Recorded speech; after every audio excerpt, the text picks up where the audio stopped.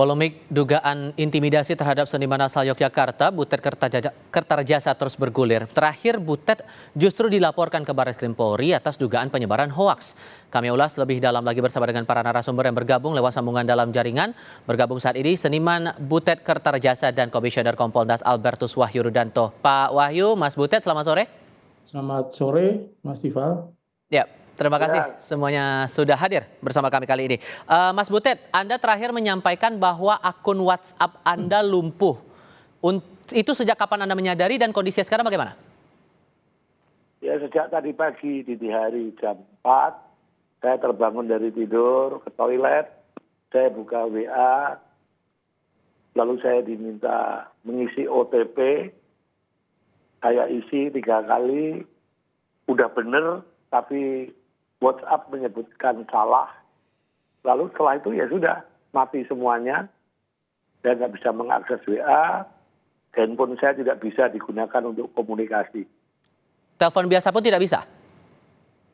Apa? Telepon biasa untuk komunikasi telepon atau SMS biasa begitu juga tidak bisa dilakukan untuk saat ini? Oh, saat ini sudah bisa yang untuk telepon. Orang menelpon saya sudah mulai bisa dan saya juga bisa menggunakan. Tapi untuk WhatsApp belum. Oke. Hal lainnya juga yang mau saya tanyakan ke Anda adalah buntut dari pernyataan Anda waktu itu, akhirnya Anda dilaporkan oleh komunitas advokat lintas Nusantara ke Barreskrim dengan dugaan penyebaran hoaks. Gimana Anda meresponnya, Mas Butet? Ya nggak apa-apa. Mereka kan butuh berkegiatan. Lapor, baik. Nanti kita lihat apakah ada betul tuduhannya kepada saya sebagai penyebar hoaks. Saya kan cuma menceritakan fakta yang terjadi pada saya. Terintimidasi, sudah terkonfirmasi. Saya sudah mendapat penjelasan dari Dirjen Kebudayaan, memberikan screenshot kepada saya tentang hak kebebasan berekspresi yang dijamin Undang-Undang Dasar 45. Dari kawan-kawan penasihat hukum, semua mengatakan saya tidak melakukan pelanggaran hukum. Saya cuma terganggu kebebasan berekspresi saya. Dan itu saya nyatakan kepada publik, supaya publik mengetahui bahwa ada keganjilan dari situasi yang saya alami ini. Oke. Melihat kasus ini yang terus bergulir sampai Butet dilaporkan ini, Kompolnas melihatnya bagaimana Pak Wahyu? Ya, terima kasih Mas Tifal, Mas Butet. Saya ini termasuk penonton setia di tim Mas Butet. Dari 241 mungkin hampir 30 kali saya nonton langsung di sana dan bayar Mas. Jadi saya bisa paham mengenai apa yang disampaikan dan saya terhibur di sana. Tapi untuk kasus ini saya ingin memberikan pandangan. Kompolnas begitu muncul di media, kami langsung bersurat ke Polda Metro untuk menanyakan, mengklarifikasi apa sih persoalan sebenarnya. Nah, kemudian Polda Metro kan jumpa pers. Baru saja Mas Butet menyatakan memang tidak ada intimidasi verbal, tetapi surat yang ditandatangani itu mengekang, dan itu sebetulnya bagi Kompolnas hal yang harus diawasi dalam rangka kami tugas untuk memantau kinerja Polri. Karena begini, tugas polisi yang terutama itu kan menjaga peradaban. Oleh karena itu polisi diberi kewenangan untuk agar orang bisa berbuat tidak melanggar tata tertib, keteraturan sosial, tidak melanggar hukum, sehingga orang bisa beraktivitas sehari dengan normal. Dan Kompolnas punya kewenangan untuk mengawasi itu semua. Nah, pada kasus Pak Mas Butet ini, menurut saya ada beda persepsi yang harus diluruskan, terutama ketika naskah atau form yang ditandatangani itu redaksinya apa.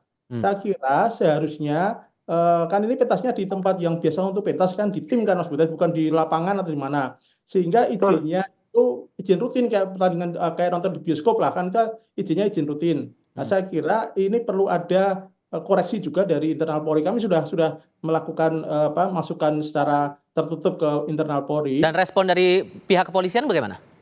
Kalau dari Kompolnas kan mereka menerima apa masukan kami.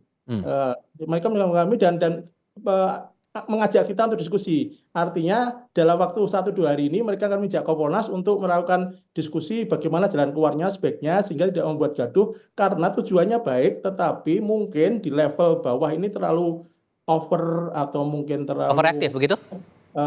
ya boleh dikatakan ketakutan atau mungkin biasanya kan begini, Hmm. atasan perintahnya hanya poin-poin, bawah menerjemahkan. Ini saya kira yang harus dibenahi karena begini tugas polisi itu sekarang itu harus semakin cerdas. Saya ingat betul ketika saya masih kuliah itu Profesor Sabtito bilang polisi itu kerjanya O2+H. Satu, dia punya otot, dia harus kuat, dia harus punya otak, dia harus cerdas, 3, dia punya hati nurani. Sehingga Itu kalau untuk laporan yang Barreskrim ini terhadap Butet, itu gimana tindakan yang harus dilakukan? itu kaitan dengan laporan ini. Ketika ada laporan, saya tadi begitu dikontak oleh Kompas TV, langsung saya komunikasi dengan Barreskrim. Hmm. Rupanya itu baru pengaduan, jadi belum berbentuk laporan polisi.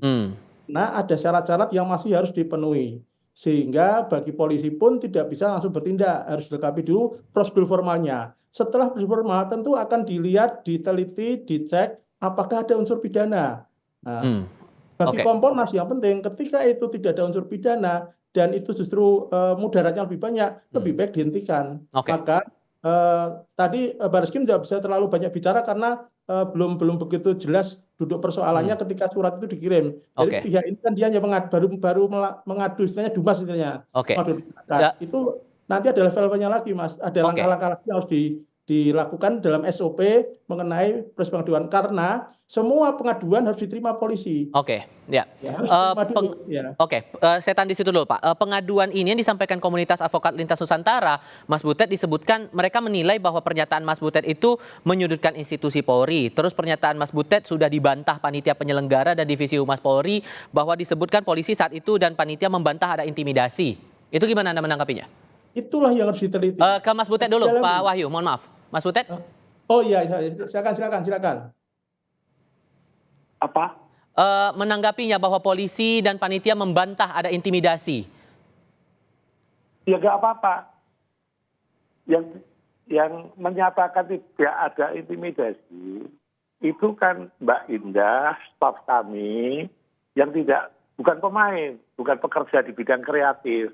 Memang dia tugasnya untuk urusan administrasi, mengantar surat, dan seterusnya. Nah kalau ada pernyataan berkomitmen tidak bicara politik itu kan yang merasakan. Itu kan pemain.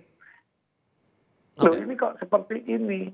Ya, kalau orang admin kan tidak merasakan adanya dugaan intimidasi. Itu masalahnya. Nah kalau mau jumpa pers, mengundang siapa ya yang menyatakan adanya dugaan intimidasi, semestinya kan yang diundang yang menyatakan. Saya, Agus Nur, itu kami yang menyatakan. Yang sekarang disuruh ngomong kawan dari admin yang tidak merasakan adanya tekanan yang intimidatif itu. Ya, tapi kalau sampai sorry saya potong di situ Mas Butet, tapi kalau kemudian dilaporkan oleh atau diadukan oleh kelompok tertentu dengan alasan menyebar hoaks, disebut bahwa sampai akhirnya pada akhir pementasan juga tidak ada masalah apa-apa, itu cukup beralasan tidak pengaduan itu menurut Anda? Ya tidak apa-apa, namanya juga mengadukan, nanti kan diuji apa betul apa yang saya alami itu ada kandungan unsur kriminalnya atau tidak. Kan saya juga siap bertanggung jawab untuk seluruh pernyataan-pernyataan saya. Dan setelah Anda menyampaikan pernyataan itu sampai detik ini masih mengalami intimidasi juga atau dalam bentuk lain selain WhatsApp yang lumpuh itu? Ya saya nggak tahu.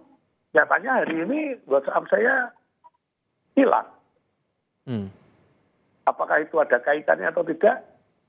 Saya juga tidak tahu. Oke, dari Kompolnas melihatnya bagaimana kemudian? Apakah bisa lewat mediasi saja perkara ini atau dalam bentuk yang lain, Pak Wahyu? Ya tentu kalau saya melihat ya, ini kan ada cara pandang yang berbeda. Tentu langkah pertama mediasi. Kalau kemudian dari pihak pelapor tidak terima, polisi kan juga harus menemukan bukti-buktinya. Kalau tidak ada bukti-bukti yang menyatakan itu pelanggaran hukum, polisi kan nggak bisa bertindak juga. Jadi saya kira polisi pun juga harus melihat kasus ini secara cerdas dan sensitivitas sebagai seorang pengayom itu harus kuat di situ. Baik. Sensitivitas itulah yang nanti menjadi ukuran bahwa memang polisi ini melindungi dan mengayomi. Maka Kompolnas ini ngawal terus. Ini kasus ini karena apa? Baik. Ini menjadi perhatian publik. Jadi kami Oke. kawal terus. Ya. Oke. Saya ingin menambahkan jadi soal tadi WA tadi. Kalau kita lihat secara proporsinya itu bukan kewenangannya polisi. Baik. Tapi kalau misalkan Mas Butet keberatan, kira bisa melaporkan atau bisa lewat Kompolnas, nanti Kompolnas membantu untuk menyampaikan. Baik. Sehingga tujuannya jelas agar masalah ini kan kita ini sebagai Baik. pengawal polisi ingin Ya. bahwa kebebasan ekspresi ini juga menjabat tempat yang Baik. sah dan layak dan menggembirakan orang ya. Sudah kami tangkap maksudnya Pak Wahyu. Terima kasih banyak Pak Wahyu mewakili Kompolnas sudah berbicara bersama kami. Mas Butet juga terima kasih sudah mau berdiskusi bersama kami kali ini. Selamat sore semuanya.